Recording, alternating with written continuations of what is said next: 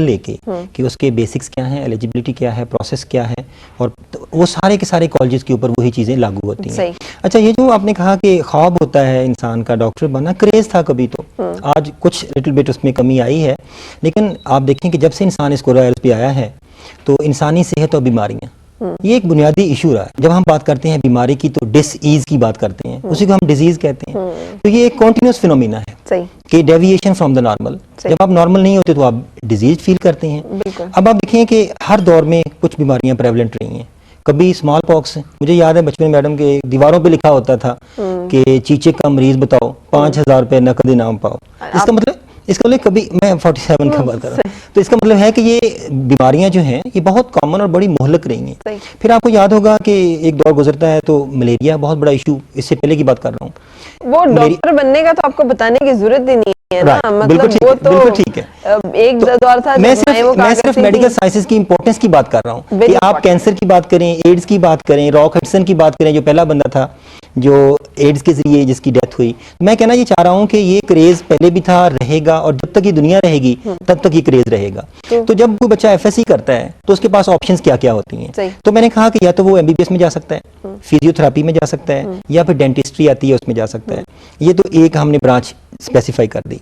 अगर हम देखें कि इसके अलावा एग्रीकल्चर सेक्टर है, एग्रीकल्चर और prevention and treatment of diseases की बात है, तो ये जितने भी पाकिस्तान में मेडिकल कॉलेजेस हैं, these are all under Pakistan medical dental council के, पीएमडीसी कहते हैं, और इसका हेड ऑफिस जो है G10-4 में है, और इसका मेन काम है मिनिमम स्टैंडर्ड्स मेंटेन करना कि सारे कॉलेजेस एक यूनिफॉर्मिटी लाएं, ये ना हो कि क्यूरिकुला कहीं और हो कहीं और हो। तो मिनिमम स्टैंडर्ड्स डिफाइन किए जाते हैं कि आपने ये चीजें लाजमी मेंटेन करनी है। फिर अगर आप इंस्टीट्यूट्स के ऊपर आ जाते हैं तो पाकिस्तान पूरे में अगर आप देखें कि इंस्टीट्यूट्स कहाँ कहाँ पे हैं, अगर आप पंजाब की बात करें तो पब्लिक और प्राइवेट दोनों, ये पूरे नाम तो नहीं लूंगा, इन सब की वेबसाइट्स अगर आप स्क्रीन पे देखें तो आ रही हैं। अल्लामा इकबाल की बात हो, आर्मी मेडिकल कॉलेज की बात हो, फिर आप देखें कि अगर प्राइवेट सेक्टर में चले जाएं पंजाब में तो इसमें बहुत से कॉलेजेस आ रहे हैं प्राइवेट सेक्टर में। ये सारी की सारी वेबसाइट्स इनके साथ एफिलिएटेड है पीएमडीसी के साथ। कोई मेडिकल कॉलेज एग्जिस्ट नहीं कर सकता जब तक कि वो अपनी रजिस्ट्रेशन पीएमडीसी के साथ नहीं करता।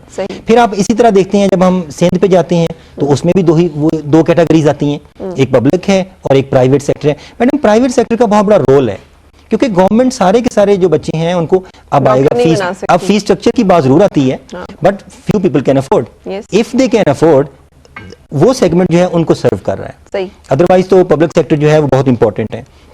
अगर हम जाते हैं NWFP के ऊपर, सूबा सरहद के ऊपर, तो उसमें आप देखते हैं कि अयूब मेडिकल कॉलेज है, खैबर मेडिकल कॉलेज है। इसी तरह इसमें भी बहुत से प्राइवेट जो सेक्टर है उसमें फ्रंटियर मेडिकल कॉलेज की बात हो या सरदार बेगम डेंटल कॉलेज, बहुत से हैं। अगर हम बलूचिस्तान पे चलते हैं तो वहाँ तो एक ही मेन जो है that is Bolan medical college Quetta में है।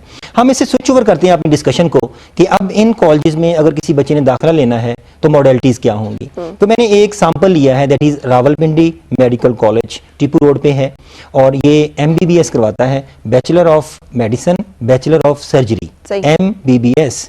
और ये हम जब देखते हैं कि इस कॉलेज की बहुत सी प्लस पॉइंट्स हैं कि पब्लिक सेक्टर में एफिलिएटेड है, गवर्नमेंट स्टेट ओन्ड है, प्रोफेसर्स, फैकल्टी और बहुत सी चीज़ें इनके साथ एफिलिएटेड हैं। अगर हम इसके चले जाते हैं मैडम ड्यूरेशन के ऊपर तो MBBS 5 ईयर्स, ठीक है, मुझे लगता है कि बहुत लंबा अरसा है, लेकिन जब आप दूसरे फील्ड में जाते हैं तो भी आपको लगता है कि 2+2+2 करते करते तो आप वहीं पे ही पहुंच जाते हैं। अगर आप इसकी एलिजिबिलिटी की बात करती हैं तो पंजाब का डोमिसाइल और या आपका फेडरल का, अब ये पंजाब में जितने कॉलेजेस हैं उन सबके ऊपर ये अप्लाई होगा, लागू होगा, सिंध में जितने, और not more than 25 years of age. तो इसका मतलब आप और मैं दोनों आउट हो चुके हैं अगर कोशिश करें तो भी। फिर